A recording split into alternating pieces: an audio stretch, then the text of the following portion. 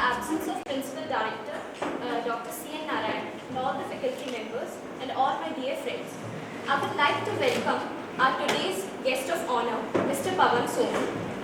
By profession, Mr. Soni is an innovation evangelist and a teacher by passion. He has consulted with some of the leading organizations, which includes Cafe Coffee Day, GalaxoSmithKline, Infosys, and many more in the list. He also delivered talks on innovation at several MNCs. As a faculty, he had worked with many engineering and management institutes.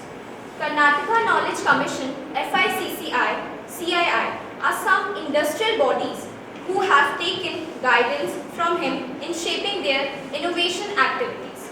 He begged with one of the prestigious award, that is on the Job Achiever Award at Lakshya in 2007, and with the Innovation Excellence Award at the 5th Indra Innovation Summit in 2012.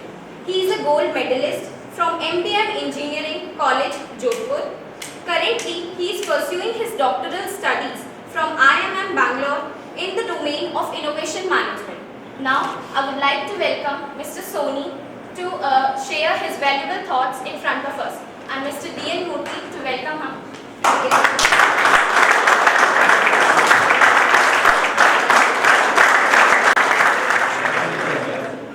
The idea of discussion today is twofold. The first one is to try and see that can innovation management be an alternate career choice that you can contribute to can.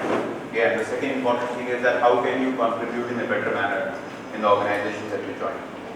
So here's the first question to all of you. That why do you think someone should hire you at the campus? Why should you get hired from the campus? Tell me.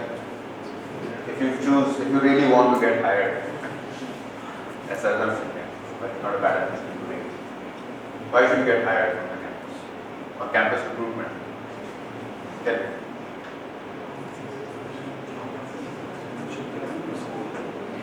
Is it a genuine question or a fictitious question?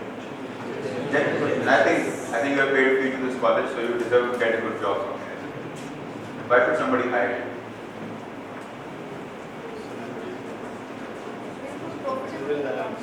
Sorry? While working with the company, in some way or another, you can be profitable for the company. You can be profitable for the company, and they pay you salaries, isn't it?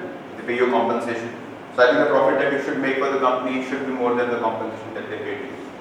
Otherwise, they are squaring it up. What else is the reason they should hire you?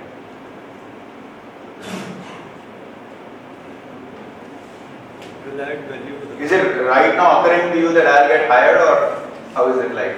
Oh my God, somebody's going to hire me. Is it that way? I hope not. So tell me one thing more specifically, that do you think that somebody should hire you to maintain the status quo or to bring a change in the way things are done? Bring a change, right? If they have to maintain the status quo, they already have so many employees who can run the show. Why should they need you? They need you because they want to bring a change. Now, how will you bring a change? What will you do that will change the company or change something about the company? Maybe the process, the product, the way it's done. What will you do? Innovation. What is innovation? New ideas. So I think you have to put your hand up and then we'll talk. So what is innovation? There are two words, improving and improvising. Okay? What is improving? What is the meaning of the word improve? Making something better. That's called improve. And what is improvise? What is improvise? Implementation of that idea. No. Adjust to a point.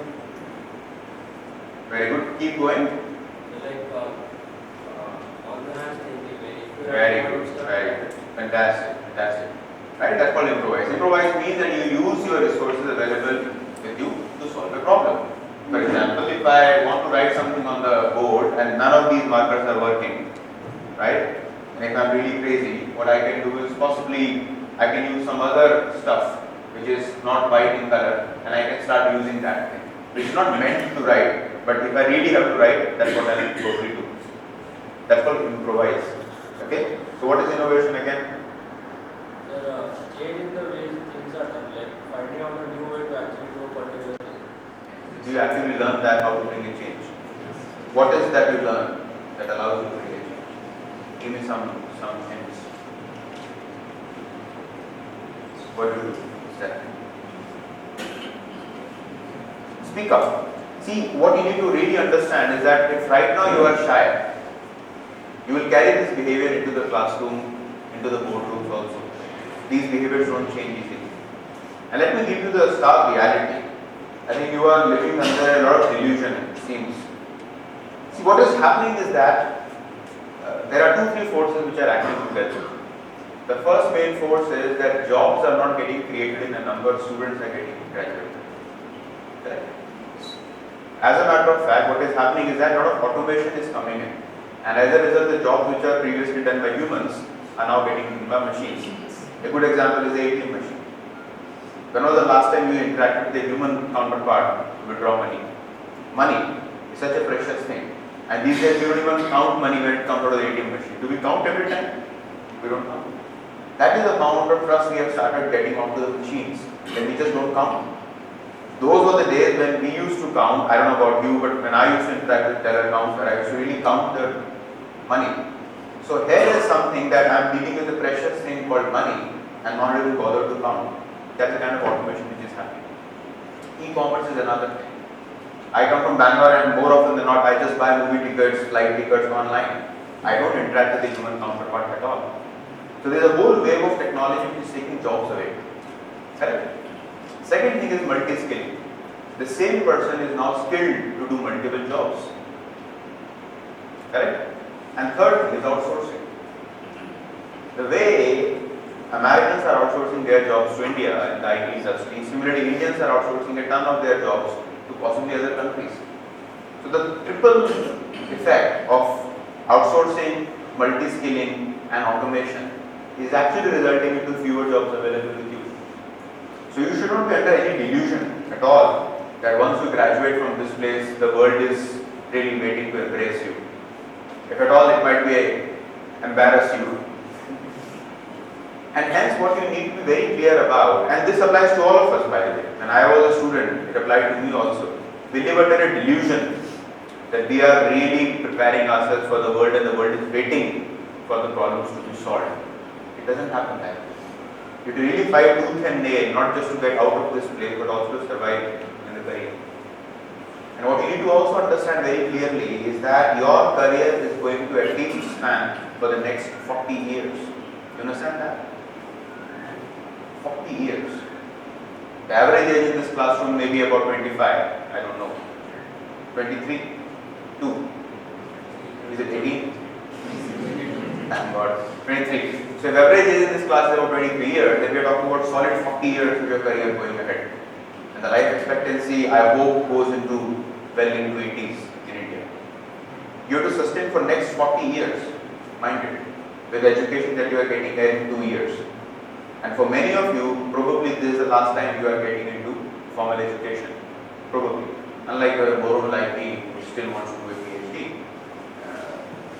which is highly ill-advised. I'll never advise anyone to do a PhD. Never. I think it's not something worth your time. And even after doing it, you keep struggling to prove others that you have done something worth your efforts. So not really. The point I am trying to propose to you here is you need to be very, very careful about what you are preparing yourself for. A couple of you might come from family business. And I have seen that family business is no guarantee that you will be able to carry the family baton forward. There is no guarantee actually. The thing is, family businesses for many, many years used to run on common sense. I myself come from family business. Right? We have huge, not so huge, but significantly large establishments in jewelry. And I know my brothers, cousin brothers, and uncles, etc., they have been running this business for generations together on common sense. It's common sense way of doing it. They have a network, they have some associations, and they just apply the common sense and go on. But there is a problem with common sense. The problem with common sense is that common sense is not scalable, and common sense is not even transferable. A father's common sense does not come to the son. A father's common sense even doesn't go to his own managers, let alone his son. So genetically or memetically, it doesn't transfer. The second category of people who might be sitting in this room so first category is those who go back to their family business and they take on the empire. But I've seen so many failures that the son, the daughter, whomsoever takes on the family empire, there is an enormous amount of conflict in the management style. The management style of the parents or the father, uncles is commonsensical. They say, don't disturb, don't rock the boat. Let things go the way they are going. Whereas this new chap with all these 4 P's of marketing and the SWOT analysis and all those arsenals, he goes in and says, Dad, that's a bad of SWOT. And he says, what the heck is SWOT? I mean, so the problem with this conflict is it takes a lot of time for the elderly community or the generation above you to open up and accept that market has arrived of sorts. The second category of people would be going back to the jobs or going to appear with jobs. And believe me, it's very, very big fight out there. I come from IIM Bangalore and we recently had our placement season concluded. What happened in the placement season, and this has been a trajectory, that almost half of the students who get placed leave their job in the first 1 year. Half. Regardless of wherever they go. Half of them leave their job in the first 1 year. And I don't see any reason why it should be different in other colleges also. What it means is that many students who end up in a job, they either end up in that particular job because of peer pressure, that everybody is getting placed and I'm the only one, so let me get into whatever comes my way. So all of your planning, strategy goes out of the window the moment you are under pressure. You start hitting what is called a self goal. Because I need a goal, so let me hit a self goal. So that's what happens. So they realize once they land in the job, this is not what I really wanted to do. And on top of it, I have what 20 lakh rupees of loan to pay. Which means I can't simply sit at home and watch television. I have to do something about it. So my 2 cents to you is that this is the perhaps only time available to you that you can choose to define your trajectory in life. What I mean by trajectory is simply, if you look at this little graph here, this is time axis, okay, and this is say your success. What a good education does to you is that if this is a person without a good education, you are at a good place, by the way. Okay, now what you derive out of it is completely up to you. This place is like the soil. The soil is same for all the plants. A few plants bear flowers, few plants do not bear flowers. Few plants bear fruit, others don't bear fruit. So it's up to the plant, not the soil. Same thing applies there. Good education not only puts you at a different starting point, but also changes your slope. You see the change in slope? That's what a good education does to you. So it can change the starting point. Instead of starting point being A, the starting point becomes B. And this slope also changes. So in a given amount of time, you may possibly be far ahead.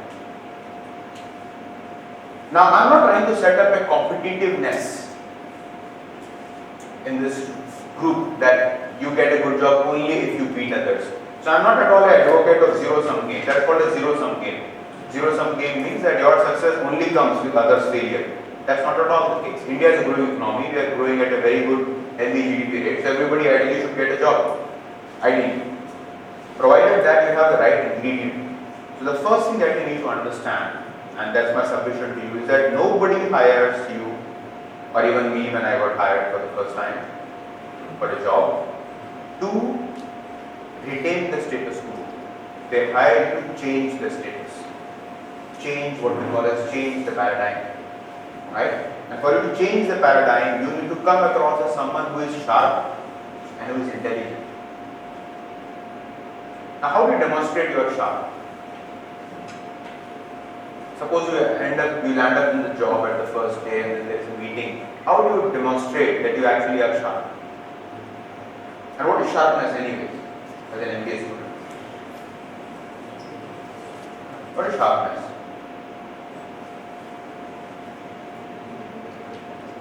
Let me answer that. Okay. Sharpness means that your ability to spot things.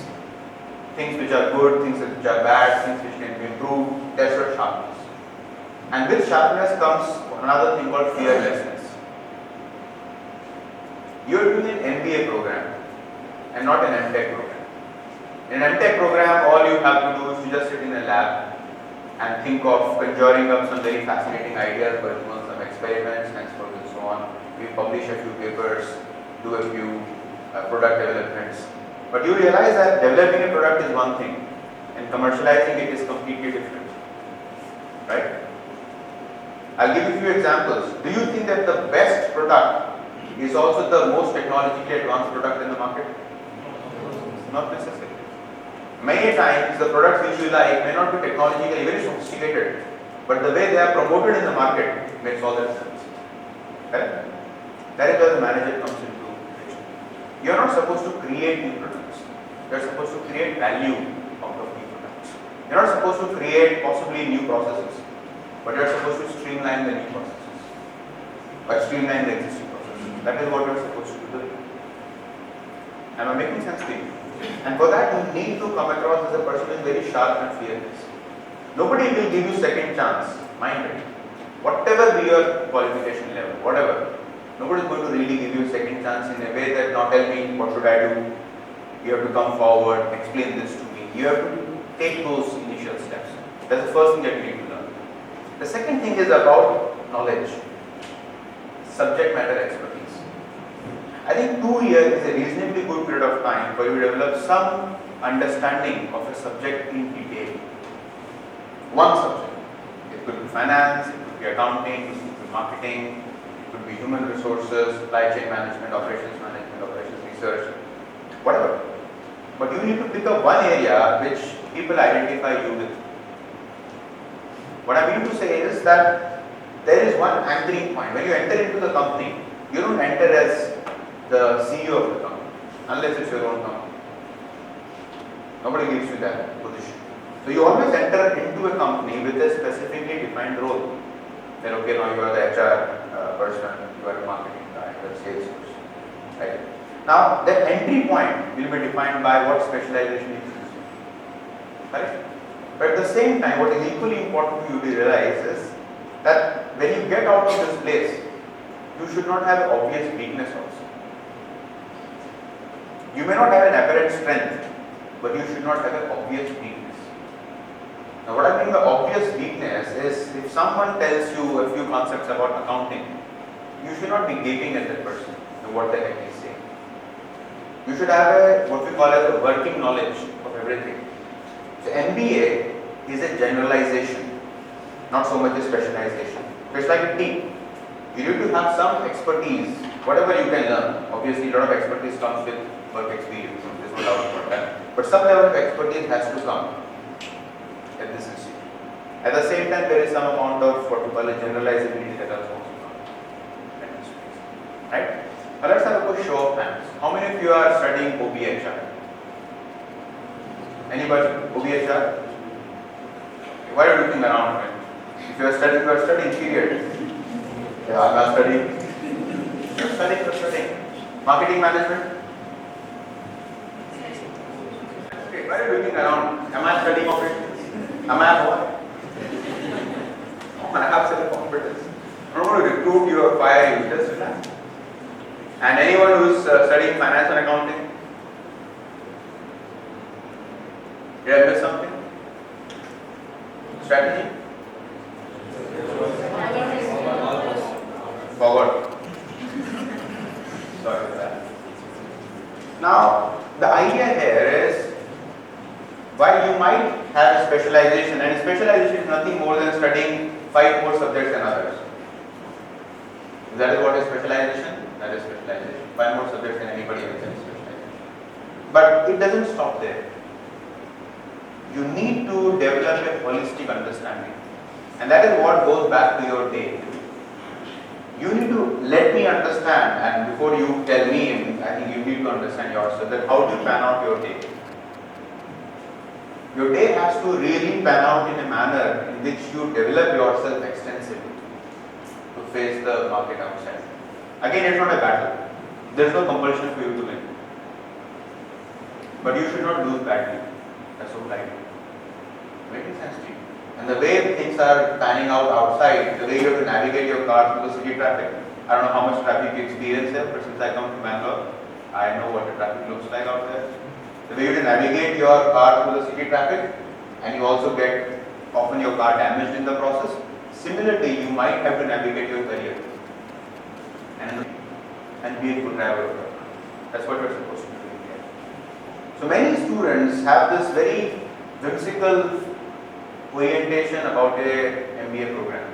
That once I do this MBA program, it's like a honeymoon period.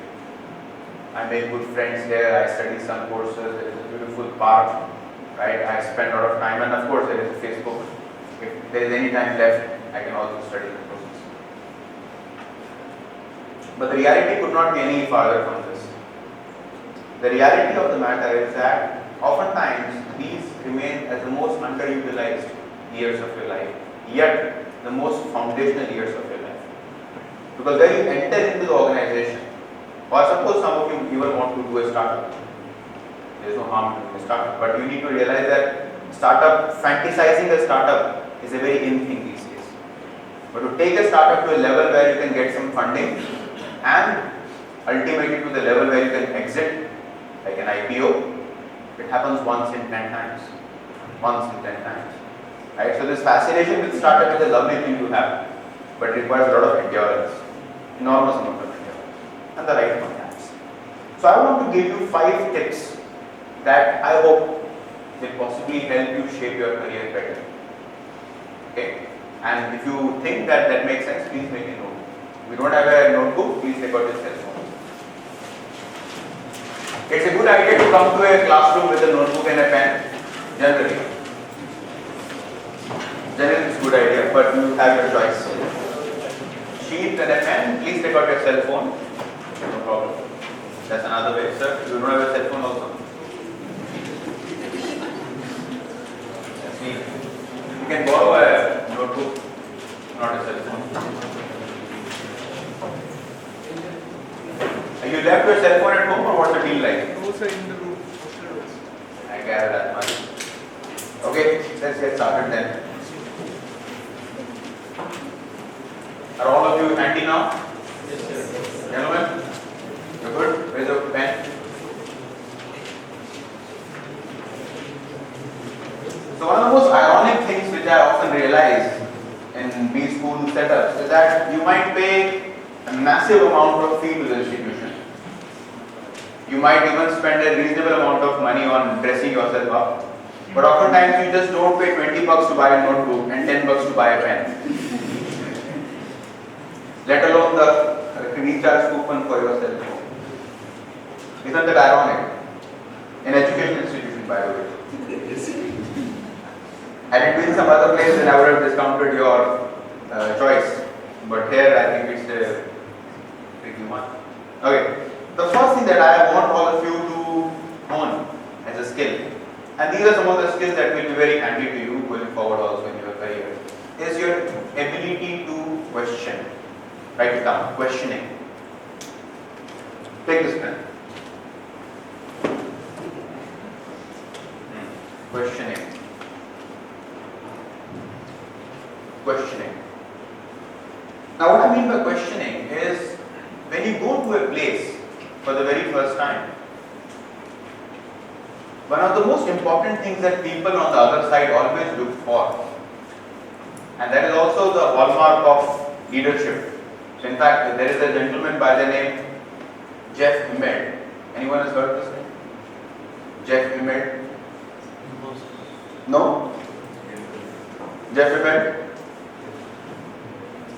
No? No, sir. Don't be proud of that. So Jeff Immelt is the CEO of GE. Have you heard GE? He's the CEO of GE. So I think another cent for you is 2 cents for you is to improve your general knowledge also.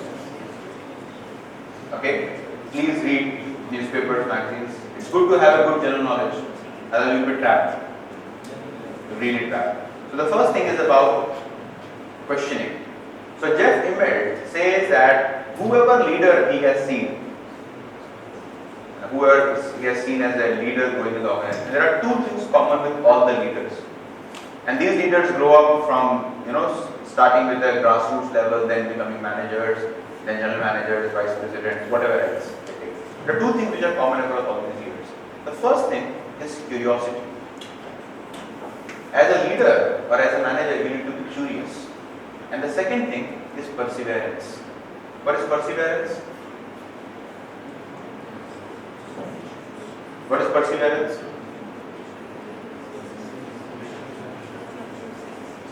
Do the same tasks again and again. Very good. Not giving up. It's called perseverance. Right?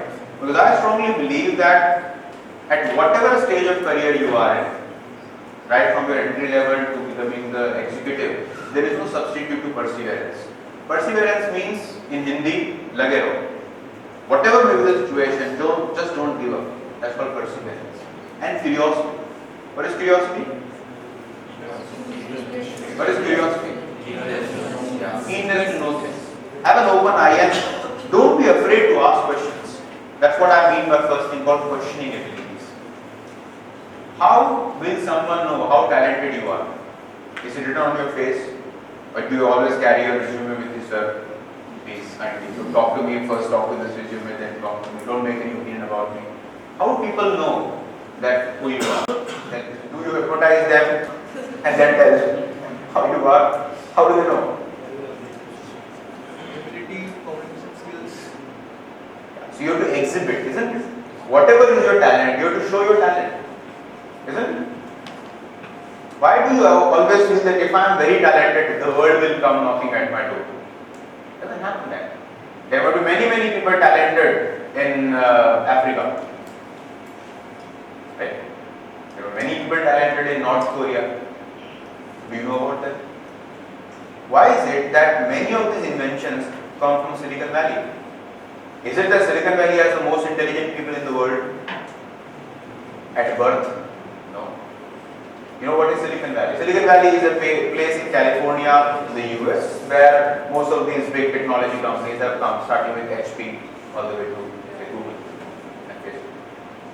Now what California and what Silicon Valley allowed is for people to come there and settle. It had an open arms that anybody can come and settle.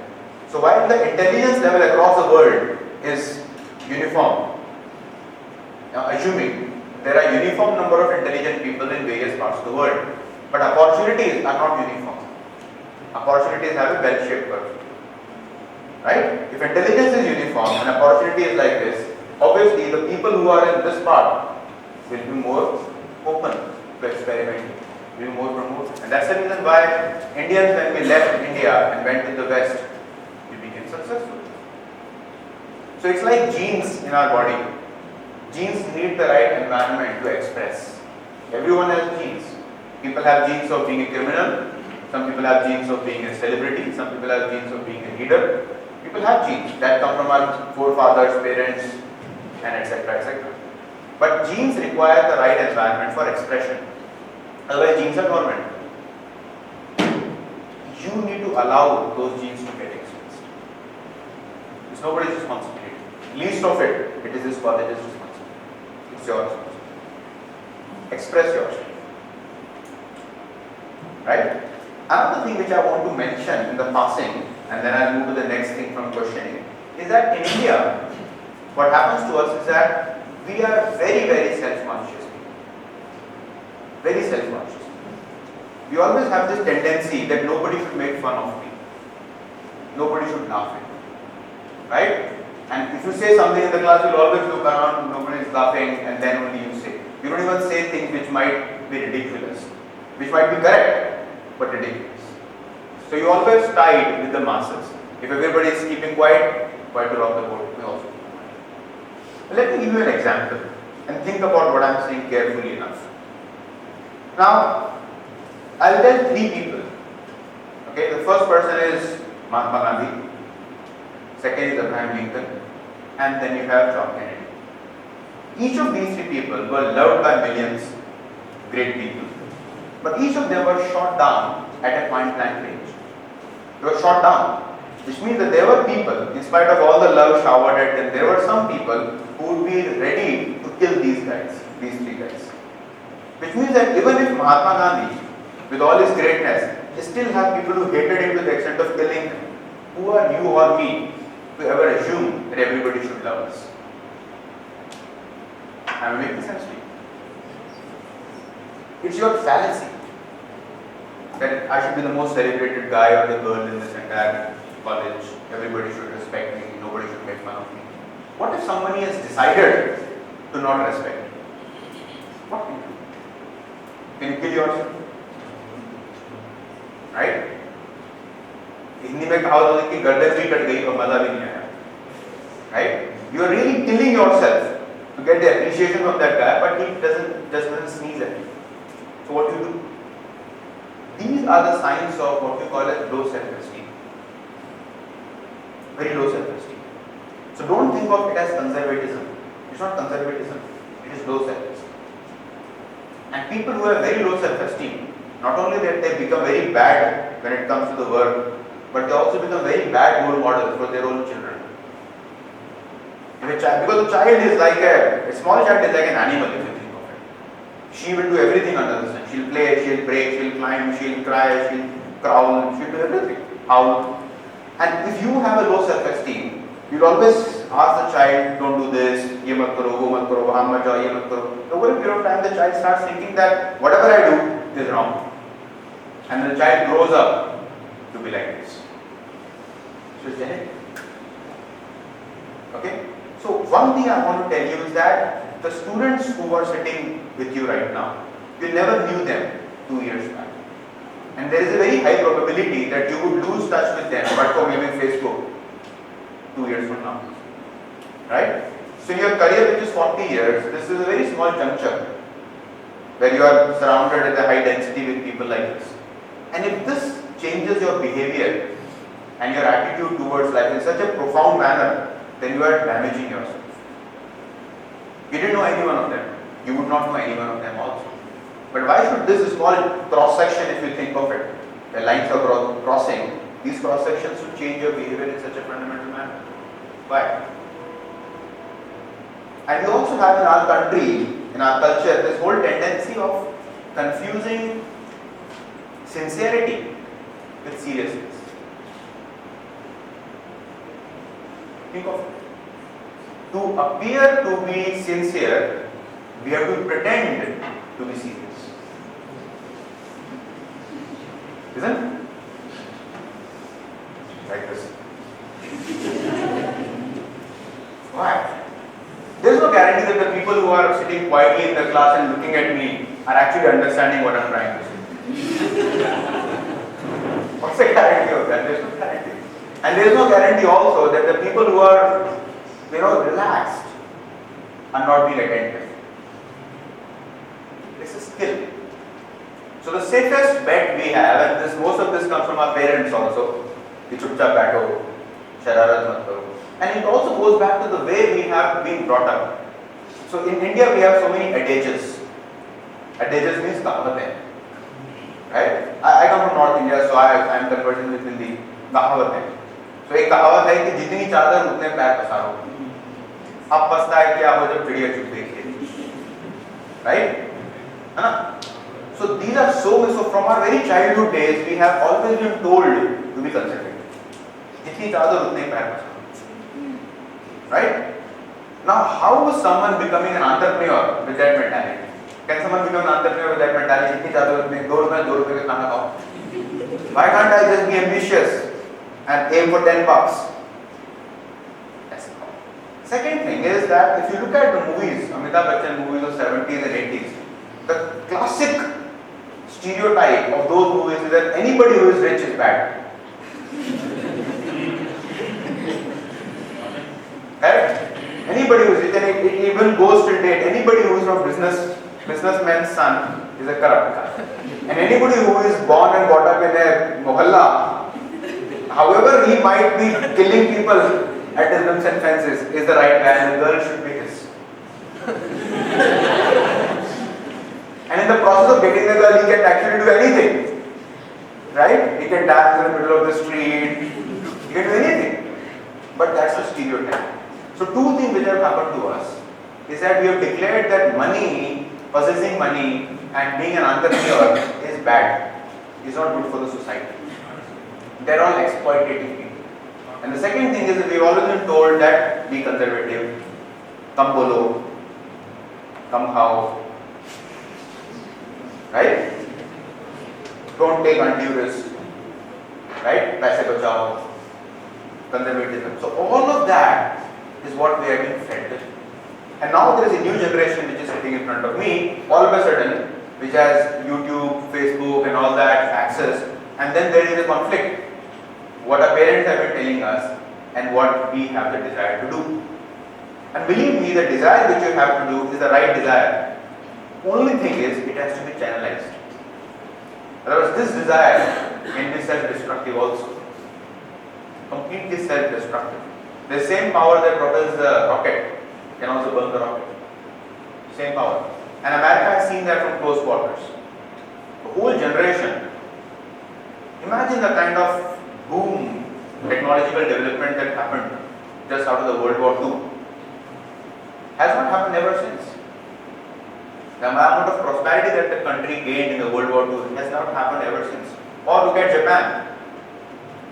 In the decade of 90s, the GDP growth rate of Japan was 0% almost. Japan did not grow in 90s at all, if not negative growth rate. And the highest number of suicides, one of the highest number of suicides in the world is in Japan, right? And South Korea.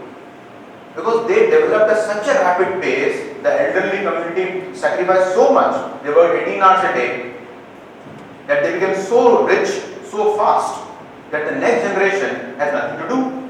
They're getting bored. That's measure the height of this building. They're getting bored in the process. Same is happening with state like Punjab.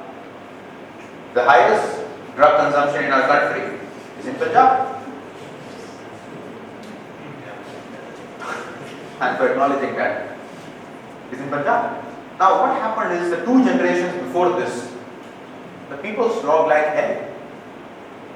Right? They made Punjab one of the most prosperous states in the country. But now the kids, I was in Chandigarh few months back and some sector Satara, and I could see that people were going berserk there. And I was incidentally gone there to deliver a lecture. And immediately the lecture got over, then the students, I thought they were coming to ask a few questions to me. They said, "Sir, chale kya?" I thought you had a question or two. No sir, let's go. We were waiting for you to finish anyway. You understand the point? So the same ambitions of the youth, if not channelized well, can be absolutely disastrous. So the first thing that you need to understand is what I call as curiosity or questioning ability. Your reputation is self-cultivated. Nobody, believe me guys, nobody has achieved anything big in life without going out of their skin. Understand? Going out of the skin. Going out of the skin means that doing something that you are not prepared to do. Doing something that you are not supposed to do. You have to go out of your skin. Now imagine this is a straight line. Right? You see a straight line there? Now there is a person who is walking on the straight line. Okay? Person starts here on this end of the line and then walks straight down the line. Now in the process of walking down the straight line, he listens to everyone in the way. He listens to his parents, he or she listens to the parents, right? Then the friends, then siblings, then college mates, then faculty members, then boss, spouse, with boss, and hence goes and so on. And in this process of listening to everybody, the person gets all the promotions, right? Personal, professional. But at the end of the straight line, the person dies, correct? Even after you listen to everybody and pleasing everybody around us, you have to die. There is another guy who in the process does not listen to anyone. He follows his own path, and in that he makes mistakes. He upsets a few people, he gets himself bruised, short of killing himself, right? Upsets his boss, recoils all the time, and he creates a convoluted path, and he also dies. Right? Both the guys are dead. Just by listening to somebody, you don't become immortal. Ab to sun liya, ab kya hai? Doesn't happen. But this guy, in the process, has created a path that did not exist. and somebody possibly can walk on the path, improve the path. But this guy has taken the same path. So one of the other philosophies that we have been born and fed with is that you can only be happy if others around you are happy. Parents have to be, and guilt is a very powerful tool that our parents have always used against us. And you will realize once you get married, it's a very potent tool that elders use against us, guilt. Your guilt, not their guilt, your guilt. They use your guilt against you. Right? And then you will always start wondering, "Kya galat kiya? I mean, I haven't listened to my parents all this while, and what wrong have I done?" Whereas, the whole philosophy of an entrepreneur or of someone who tries to really bring a change is that if I am okay, you are okay. Whereas what we have been told since our childhood, if you are okay, then I am okay. अब सब खुश हैं तो फिर मैं भी खुश हूँ. But if you ever travel by the aircraft, what does the lady announce? That you put your oxygen mask first before helping others. Whereas in India, what we do is, चलो तुम भी लगा लो, तुम भी लगा लो, ऐसे तुम रह गए, तुम भी लगा लो. And the process of really helping everyone, perhaps, doesn't happen with us like this. And we think it's our duty. But it is not our duty, guys. There is only one person whom you can manage. Who is that person? Yours. Right? If women get married, then there are two. Right? Which is you and your husband. But till such time, only one person that you can manage, which is you. So it's a fake, it's fictitious to call yourself as a manager. You don't do anything as a manager except one thing, which is lead by setting example. You lead by setting example. You always behave in the way you want others to behave, period. Now you cannot make a PowerPoint presentation. I could not have come and made a PowerPoint presentation for you. Look, here are 10 things to be good, 10 things to be humorous. Doesn't cut the ice. So that is curiosity or questioning everything. The second thing which I want to tell you is called observation. Write it down, guys. Observation.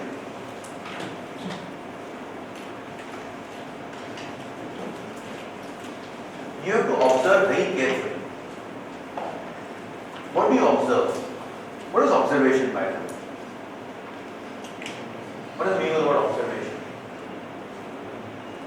Your knowledge what is happening around you. Okay, show of hands, please. Observation. Yes, ma'am. Not only seeing but knowing the reasons also. Okay, very good. What is observation? What is observation? Yeah. Being sensitive about the Surroundings. what is happening. What else? Yes, sir. Noticing how things unfold and how they go. What else? To understand the way of happenings. Very good. What else? Yes, ma'am. Watching and learning. Watching and learning is observation. Sir, you believe in demonstrating? I'm just observing right now. So observation is to see something with an intent. That is observation. I don't have to write the definition. See something with an intent. Once again, I am telling you guys that whenever I ask you a question, if you genuinely have an answer, don't be afraid to speak. Otherwise, this will become a habit of yours. We are not living in a small country and everybody will get a chance to speak. Here you might get a chance because I am patient with you. But in the world outside, if you don't speak, if you don't yell, you are out. If you don't demonstrate, given few chances, you will be out. I am not saying that life ends there. But if this is the life you have chosen for yourself, then there is a problem. That's what I am saying. If you have chosen to do an MBA program, and if you demonstrate a profile which is antithesis to the MBA program, then you have a problem. That's all I am saying. Right? Suppose you are into competitive sports and you fear getting hurt, then you are at the wrong place. Doesn't mean you are the wrong person. Just the wrong place. You either shift your game or you develop the expertise. That's all I am saying. Right? So second thing is about observation. If you look at most of the startups, the birth of a startup always happens where there is a gap. a startup always fills a gap. I'll give you a couple of examples to drive home the point. One startup which we are all familiar with is Twitter. Now was Twitter the world's first blogging application? No, there were bloggers, WordPress and all that available before Twitter. Was Twitter also the world's first mobile apps? Now Twitter was neither the world's first blogging application nor the world's first mobile application. But what Twitter did is, Twitter saw that there is a gap that exists when people have to share an information on the fly using their mobile phones. And in that process, people do not really want to write lengthy blogs about travel blogs, about their day in the life, about an experience. They just want to write some short things. So Twitter said that why don't I combine these two concepts together and come up with a mechanism where people can tweet 140 characters at a time. Just 140 characters. And all of a sudden, entire mass of people who were traditionally not able to blog have joined the current. Today, when Manmohan Singh steps down and when our current Prime Minister takes on, Barack Obama chooses to congratulate Narendra Modi on a Twitter. Think of the power of Twitter. He doesn't pick up a phone and call him congratulations for being elected as a Prime Minister. He tweets. That's the power of this thing which did not exist 10 years back. That's what observation. You observe a gap. You observe a situation which is not at all at risk. Another example is microfinance, created by Muhammad Yunus in Bangladesh. Now what Muhammad Yunus, he used to work with World Bank. And World Bank, International Monetary Fund, even the bigger banks like Citibank, HSBC were struggling to give loan to the poor people. But in this loan business, there is a fundamental problem. The problem is, I will give you money only if you have money. Right? This is called collateral. If you don't have any money, what is the guarantee that you will not run away with my money? So Muhammad Yunus broke this logic. What he did, he only gave money to women. And what was the collateral? Sorry? Self-help group. And the collateral was your reputation in the society. So what I do is every Sunday, I'll call the entire village as a panchayat, call the women. Every household I only give loan to women and not to a man, because men have a higher tendency of defaulting. They lose, they do whatever. Women are much more responsible, genetically also. Women are much more responsible because they have to bear a child. So they call the women and they give whatever is required to just kick-start the business. Like to buy a few chickens, start a poultry, start a fish pound, something like that. Few vegetables, etc. So give a loan. Now what is the collateral that this woman has now? Her reputation in this village. Because if she defaults, she loses her face in the village. So there is no money exchange. And because I am giving to a woman, not a man, my return rate is also very high. The return rate of Grameen Bank microfinance is as high as 95-96%, higher than that. So they devised a new mechanism of observing people's behavior. They observed that women manage finances well than men. And in a society, your biggest asset is your reputation in the society. Nothing else is just two observations. So, right? Another example is bookmyshow.com. Now, if you look at bookmyshow versus MakeMyTrip, understand this very carefully. Bookmyshow is selling movie tickets to you. Now, a movie ticket or a movie seat is a perishable resource. Once the movie is over, the resource doesn't exist. Right? It's a perishable. Perishable means? Yeah. Perishable means? Yeah, short life. No shelf life is perishable, like milk is perishable. Memory is also perishable. Perishable resource. Right? And MakeMyTrip also sells seats for aircrafts, again a perishable resource. But if you compare BookMyShow versus MakeMyTrip, in a BookMyShow, every time I book a ticket at BookMyShow, I have to pay 23 to 25 rupees to BookMyShow to get the ticket. Whereas in a MakeMyTrip, till about 2 years back, every time I book a ticket on MakeMyTrip, the service provider, which is the airline's operator, pays the money as a transaction fee, as not me. Only now they have introduced 200 rupees or 150 rupees of transaction cost. Earlier it was not there. The two businesses which have completely different business model. In this business, book my show, I pay 25 rupees. In make my trip, the airline guy pays 200 rupees. Which is more profitable? Book my show. Number one. Number two, does book my show has a cancellation policy? No. Make my trip has a cancellation policy? Yes. Now because they have a cancellation policy, look at the volume of call center agents who have to sit there to manage cancellation. Here, there is no concept of cancellation at all. Once you buy the ticket, I get all the money. Second thing is both of them are double-sided markets. Which means that if I have to buy a ticket in a movie, I pay money. But if I'm a theatre and if I have to list my show on the book my show, I also have to pay money for listing. So I'm actually getting money not only from my customers but also from my suppliers. Think about that. How profitable the whole business is. Is it a new concept? Not at all. Because all I'm doing is taking make my trip concept and applying to book my show.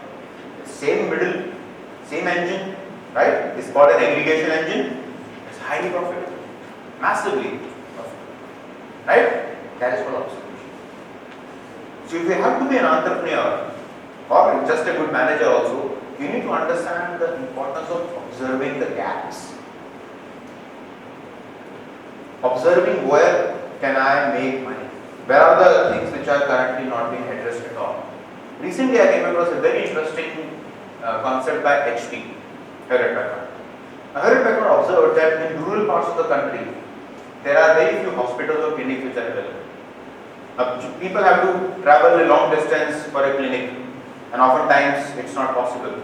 So there is a high mortality rate, etc. etc. So what HP did is that they made an entire hospital inside a shipping container.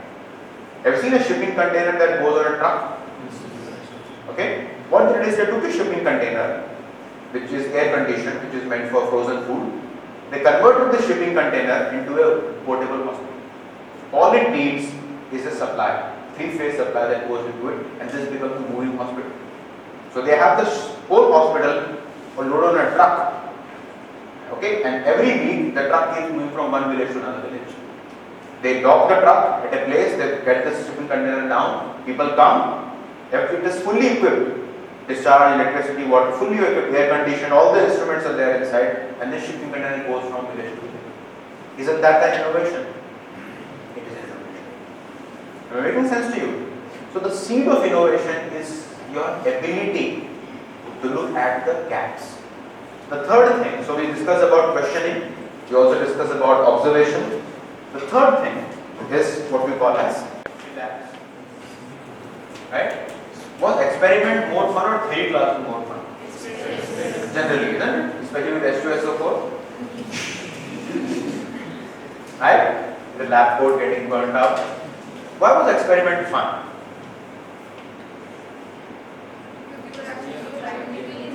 So what happens in this class is that for the first 2 seconds nobody will speak. And immediately there will be a spurt of people talking. Show of hands. Whoever wants to speak. Yeah. Why did we? Yes, ma'am. Because we were actually doing something. Doing something. Wonderful. And there was an action involved into it. What else? Yes. Excited about the outcome. Okay. Ma'am. There was no restriction. No restriction. Excited about the outcome. What if you fail in the experiment? What happens then? You feel dejected? Oh my God. Right? So there is no concept of failure in an experiment, right? There is only concept of learning. If you break a few test tubes in the process, you learn that this is not, you should not declare that test tubes are broken. That's a learning. Right? Or you get more test tubes issued so that you can break 4 more test tubes. That's it. If the color is not pink, then you learn something. The whole process is experimentation are fun because there is no declared failure in experimentation.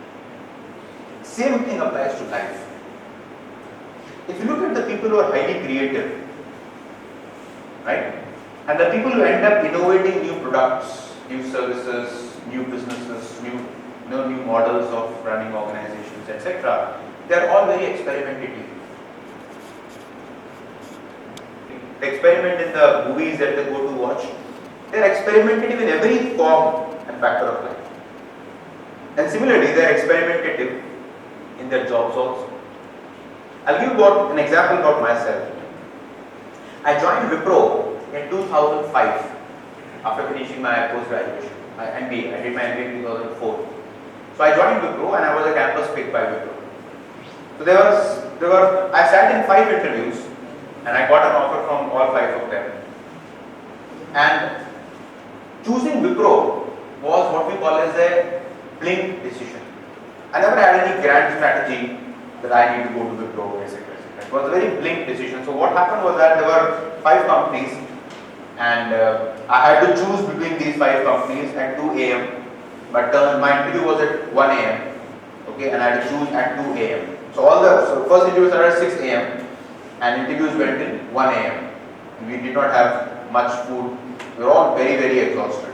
At 2 a.m. we had to decide on what company to select. There was a whole chart in front of me. There were my name. Those days we were not savvy on the computers. And I had to choose between these 5 companies. So compensation was more or less same. So that thing was out of the question. And one of my friends was standing next to me. And he just nudged me. Said, Pavan, Wipro le le. उसने पूछा अगर तू विप्रो नहीं लेगा, if you don't take Wipro, then Wipro will not come to the campus next year. Okay, so you should take Wipro. He just told me this thing, and this was the most ridiculous explanation, if you ask me. Right? Wipro le le. If you don't take Wipro, Wipro will not come to the campus next year. Because if a company makes say 5 offers and just 1 or 2 people join, then the company don't feel it worth the effort. So just on that behest, I said, "Chalo Wipro." The guy said, "Next." And I just did not get any time to think, and then he crossed all the names and then Pavan Wipro, chalo chalo. So at 3 a.m. I was sitting in the lawn, I was hungry, of course, pitch dark, and I was thinking to myself, what a decision was it? I'm not a computer engineer, on top of it. I said, okay, cool, no problem. Then I asked Wipro guys that, do you have a winter internship? And winter internship is, at my institute, NITI, Mumbai, we do something called a winter internship before going to job. So the courses get over in December and the company joining in June. You have solid 5 months to do a winter internship. Like summer internship of 2 months, you have 4 months of winter internship. So I inquired in Wipro that, do you have winter internship? They said no. Then I spoke to some of my alums and they said there is one opportunity available at Titan, but we will not give you any money. I thought, who needs money? So we came to Bangalore, joined Titan, and that was the inflection point in my life. Joining Titan, which was a complete serendipity, and you would realize that most things in your life are completely by chance. That's what Nicholas Nassim Taleb says. That life is what happens when you are busy making plans. Right? You're busy making grand plans, and then life happens in the background. So same thing happens to me. So I got hooked onto this innovation thing, and then Wipro was a great place. Wipro allowed me to do whatever I wanted to do. They never questioned me, and that's why I love that company. I had enormous amount of autonomy. What time I'm coming in, what time I'm going out, whether I'm alive or dead. Things of that sort. So in Wipro I traded off very well. I said, don't give me any promotion, don't give me any salary raise, and I don't want to have reportees under me. I'm an awful people manager. Awful people manager. I can't manage people under me. Whereas people in our country have a craving for this, I want to be a manager, I want to have 10 people reporting to them, 10 reporting to them, I want to sit at the top of the pyramid. And none of that, because I know that once I start people reporting into me, my attention will go into managing them instead of managing myself. I said, don't give me promotion, don't give me salary raise, I don't want to be manager. I just want to be individual performer. For 7 years after an MBA, I remained individual performer. You can discount the word performer, but I remained individual guy. And then I quit Wipro to join IIM. And that is what I mean by experimentation. Your life till the age of 35 has to be full of experiments. Don't arrive before you arrive. Don't have the sense of accomplishment or sense of stability in a year. नौकरी करनी है 10 साल तक, कम लगा. That's fine. I'm not disputing on that. But don't get held up that if I lose this job, my life is finished. If I don't do well here, my life is finished. People often give you this advice that whatever you get, do with your best. Parents give often the advice, beta jo bhi mila acha mila, jo bhi hota hai achhe ke liye hota hai. There might be merit in that, but in capitalism, it doesn't happen. It might be communist thought, socialist thought, but in capitalism, it doesn't happen. You can't settle with this saying that whatever happens with you, settle with it. If you get a job of cleaning the streets, clean it for the next 10 years. Somebody will observe your hard work and they'll promote you. It doesn't happen that. How many guys, how many sweepers have got promoted to MLAs? It doesn't happen that. You have to make voice. What I mean to say is that even if you, so there's a very interesting book called Fish. So there's a guy who is a seller in the fish market. And selling fishes in a fish market is not a very decent job because it smells, literally. Right? It stinks all the time. And while he was selling the fish, his mind was always continuously looking at how do I get out of this? So your mind should never rest. It might be very counterintuitive opinion. Your parents will not agree to it. Even my parents will never agree to this thing. But it doesn't matter. Okay? My whole idea is that even if you get a start which is very mediocre, don't settle for it. That's all I'm saying. You should always have this itching in your mind to get out of that place and do something wonderful. And that only happens when you start experimenting. What is experiment? Experiment means taking half chances. In Hindi, we say करके देखते हैं क्या होता है. That's experiment. I'll give you a simple example. You know, when Professor Murthy said that you have to come here, right? I never had faintest of the idea that what will I get here. Never knew. यहाँ क्या होगा, बच्चे होंगे, क्या होगा, what kind of environment will be, what kind of road trip will be. I just took an experiment. I took a just wild guess. Let's see what's the worst. I enjoy road drive, so I was not behind the wheels, but I enjoy that. I said, what's the worst thing that can happen? Let us go ahead and experiment. And here I am. Even this process, I can influence just 2 of you. Out of some 70 of you sitting before me, I can just influence 2 of you. Believe me, my trip to this college is worth it. It has served the purpose. That's called taking half chances. There are people who will ask you 10 questions. If you tell them कि चल यार ये करते हैं, they'll ask you 10 questions. अच्छा मुझे क्या मिलेगा? ऐसे कैसे होगा? अच्छा नहीं हुआ तो फिर उसके बाद क्या करेंगे? These are the guys who you should avoid. They're hardcore risk averse people. Even before they take the first step, they want the entire roadmap of the journey. After 57,000 kilometers, will there be left or a right? You're not taking the first step also. Avoid such people. You need to be very selective of the kind of people whom you are with. Remember that. Their negativity can suck you into that. And that's why choose your spouse very wisely. Now I'm serious about that. Choose your spouse very wisely. But she or he can actually douse your ambitions if not matched well. So that is what I mean by experimentation. Experiment in every aspect of your life. We as humans, it is incidental by the way that you are born in India. Was it under a grand plan? Cosmic intervention? Think of it, it was complete and he becomes very serious about the whole affair as if you are destined to be born here in this family. If a moron like, even the whole idea. I'm getting recorded, sir, isn't it?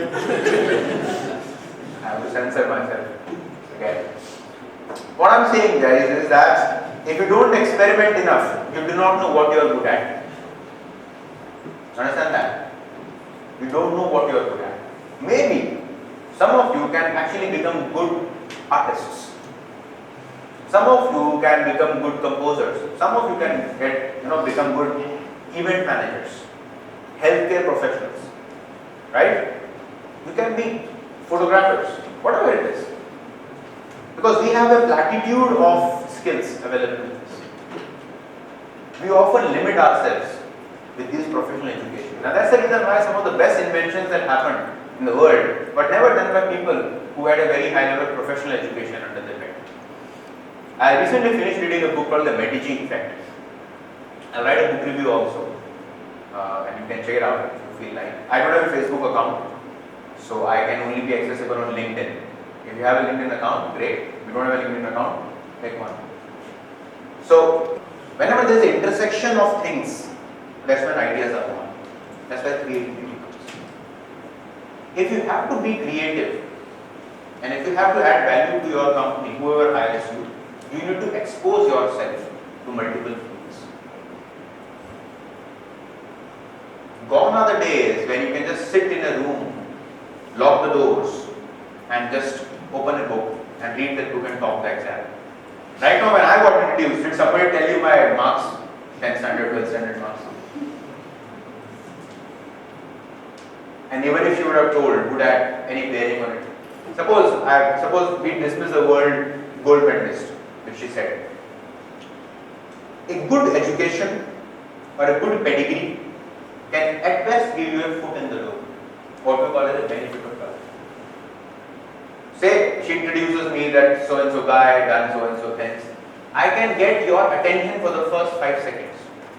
But if I'm bullshitting after that, which I might still be, but because I'm here, the mic, you can't do much about it now. If I give you what we call as a benefit of doubt, like a good face to an actor gives an actor some benefit of doubt, which will be अच्छा. But you know more than anybody else that some of the best actors are not necessarily the most good looking ones. Not necessarily. But because we see them so often, that we start liking them. But the first appearance, they may not be so good looking. Same happens with your spouse. Your spouse, you don't have a choice either, so whatever you settle with, that's experimentation.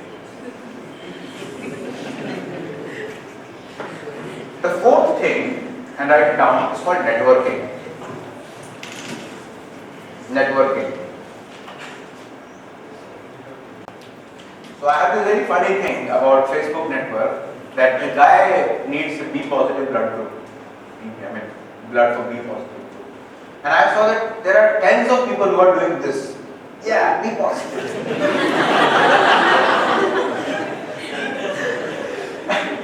And no bugger is going out to actually donate blood.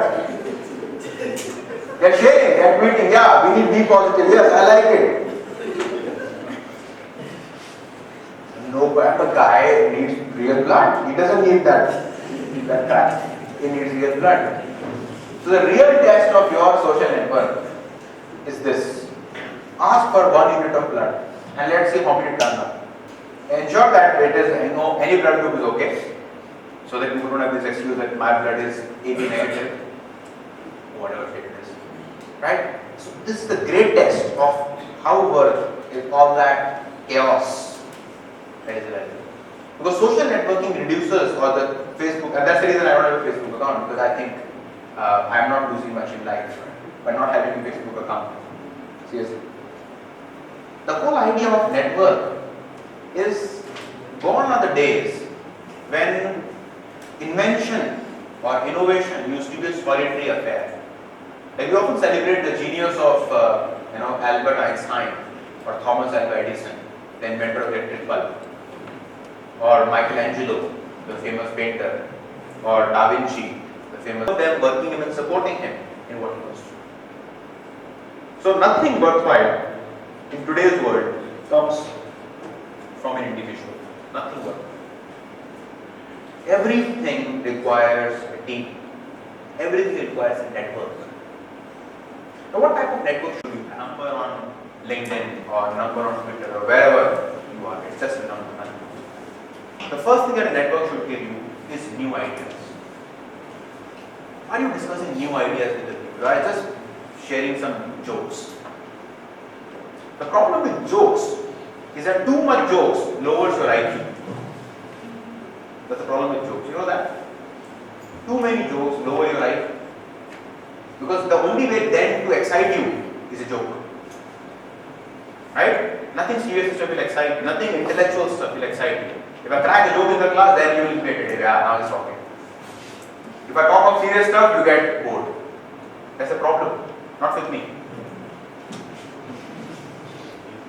If you listen to many shows. So that is what new ideas. The second thing is a network should give you new resources, like funds. Suppose you have an idea and you go to Facebook and say, guys, I need some funds to try my idea out. A simple idea could be that in this very college, can we have a college branded merchandise, like a college branded t-shirt, college branded coffee mug, college branded keychain, college branded pen. That's a good business. You can start selling it to other places. Many big colleges have the college branded merchandise. Somebody comes up with this idea and then he goes to Facebook and says, guys, I need some bootstrapping funding. Can people start contributing 10,000 rupees each? Great idea. No money. That's called resources or capital. New ideas, new capital. And the third thing which you need in an important network is new access. New access, which is we call as new talent. Are there people who can positively contribute to your ideas as resources? So one resource is of course capital, another resource is talent. So I'll be better off, frankly speaking, if I had a very limited set of people, but these are the set of people who I can bank upon at any given point. So my advice to your network is this: you should try to have a very big professional network, but a very small personal network. Many students of your age do the exact reverse. Exact reverse. You have, personal network, you have people in Kazakhstan, Tanzania, Lebanon, someone in Greenwich also, Zimbabwe. You neither meet nor you want to go to, nor you can spot Zimbabwe on the world map. Most ironic of this all. I would rather have a personal network which can donate 1 unit of blood and come to my resort when I am at health, and a professional network that will connect me to different parts of the world where I can get new ideas. So someone says in Zimbabwe, how do you use mobile phones? You use mobile phones to pay money because the currency in Zimbabwe is super inflated. That's a neat idea. Can we try something back in the campus? All the exchange in the campus can happen using mobile phones. Because you buy stationery, you pay for food. Can you do that? That's a new idea. Comes from Zimbabwe. I'm making sense to you. So your professional network has to be massive and your personal network has to be small, because maintaining a relationship is a costly affair. Understand that? Don't use the word affair in some other meaning. Affair means deal. Maintaining a relationship is a costly deal. So more number of people you have in your personal network, your time actually goes into maintaining a relationship with them instead of doing anything productive in life. Hence, monogamy is a good deal if you want to be really productive in life. So shrink the number of personal networks to the most critical, people who can really be of your help, and expand your professional network so that there are people whom you would never meet and they can give you ideas. How to expand professional network? And more importantly, suppose you write an email to me. Why should I network with you? Why?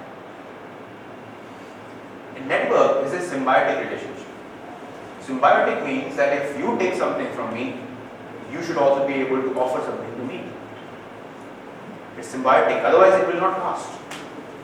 Which means each one of you should either develop something unique or should discover something unique about yourself, which is complementary to me or complementary to anybody. Otherwise, these networks have no meaning.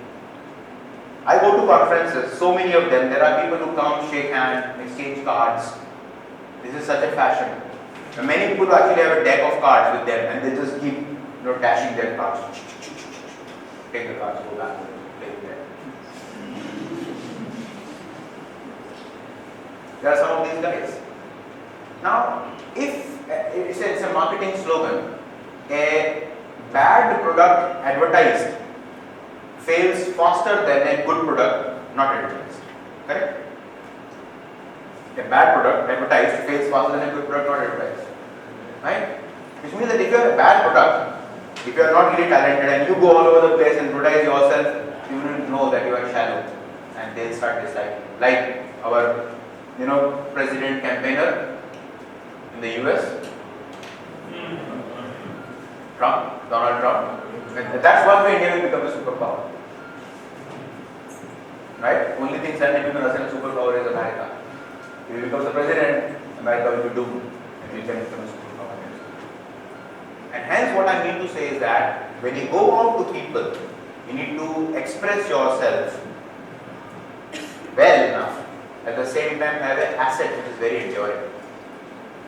Something which is a unique talent. It can be anything, but you need to identify what is unique talent. Otherwise, you will get lost in the crowd. Okay? So, what did I tell you?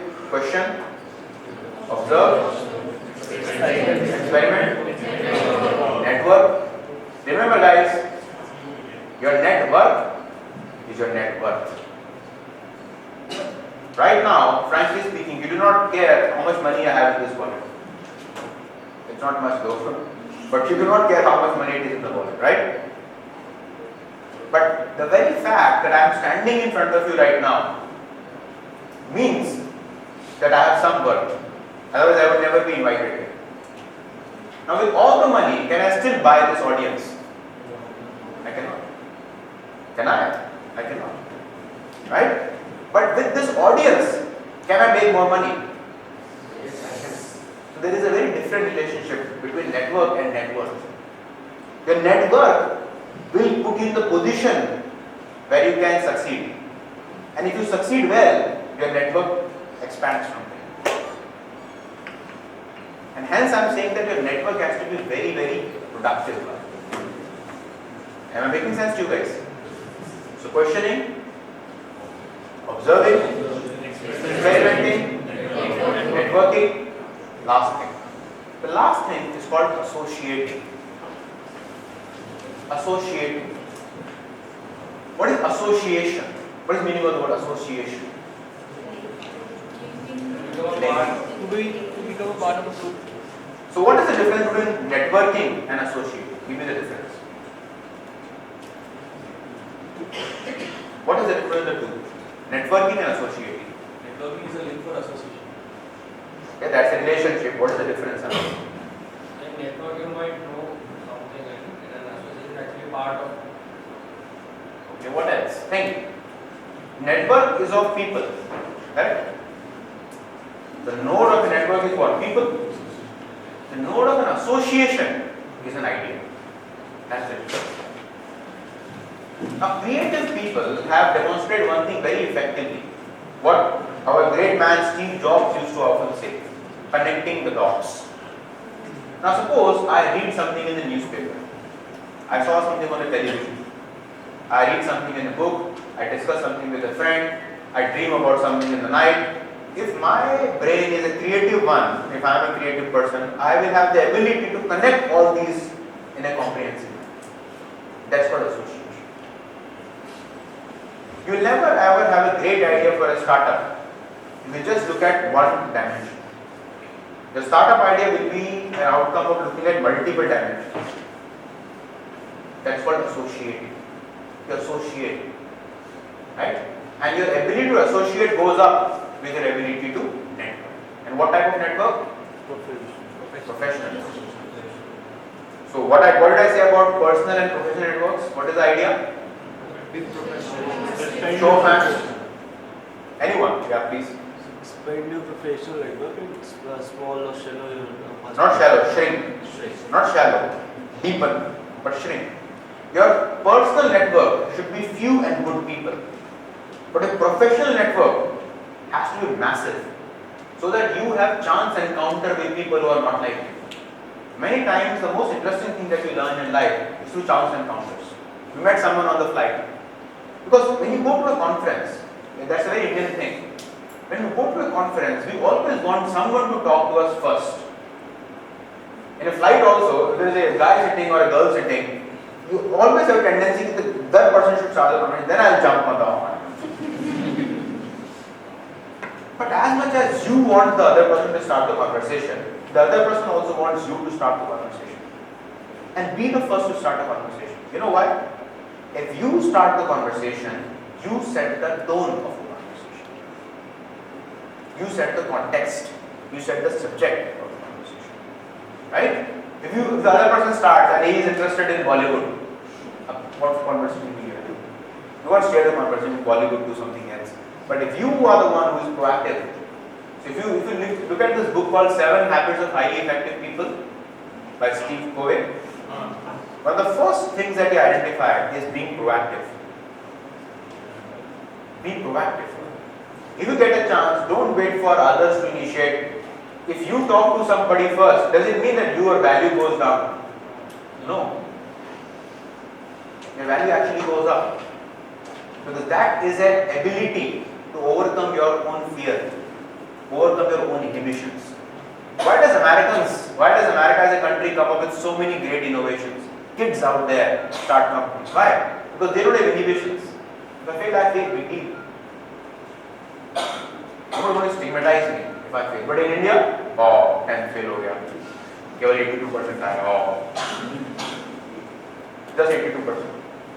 People commit suicide at 82%. Nothing below 90 is acceptable in our country. That's the state of fact. So we have this very artificial sense of pride. Artificial sense of pride. And that is what we need to overcome. I'm making sense to you guys. Right? So I'll take a pause here and I would want you to revise. Look at your notebook for those who were diligent in taking notes and tell me one by one what did we learn today? Where did we start from? Show of hands. Who wants to pick it up? Sir?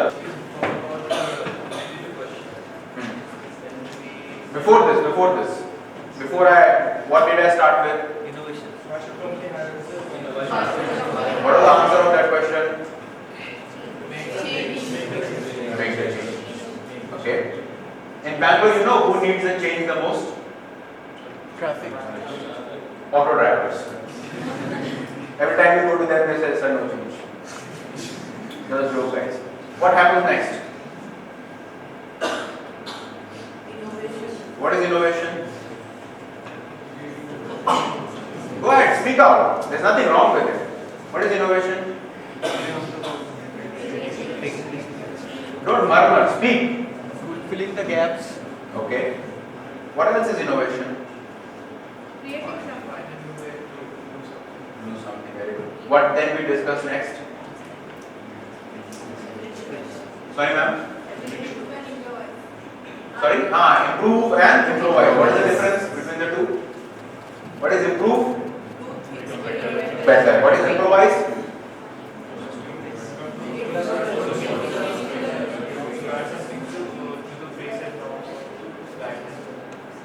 Improve is do something better. Improvise is do something new. Period. Okay, they are not the same, they are not even similar. They are very different concepts. What did we discuss then? Idea of startup comes from the gap. Gap. What else? Where does the gap come from? What do you need to develop to find the gap? What is observation? Looking with an intent. What else did we discuss? What is Jeff Immelt saying? Curiosity and perseverance. The two traits of a manager are curiosity and perseverance. What is it? Not giving. Perseverance. Okay. Then next. Experimentation. Why do we need to experiment? No failures. Yeah. No failures. In a lab, there is no concept of a failure.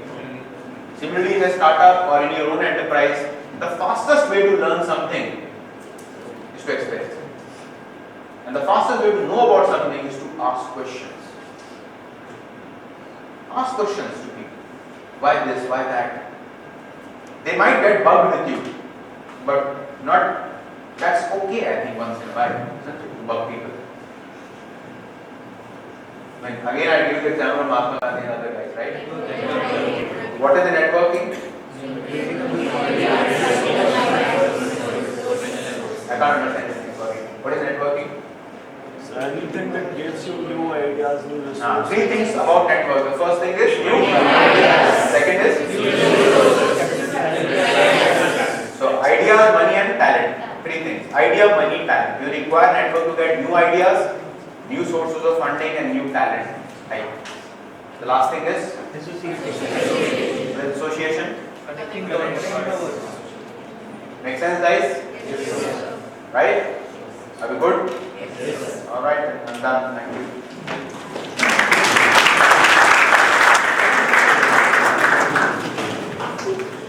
Being with us and sharing your valuable thoughts. And I would like to call our director, C.N. Murthy, to present you with a small token of love on behalf of all.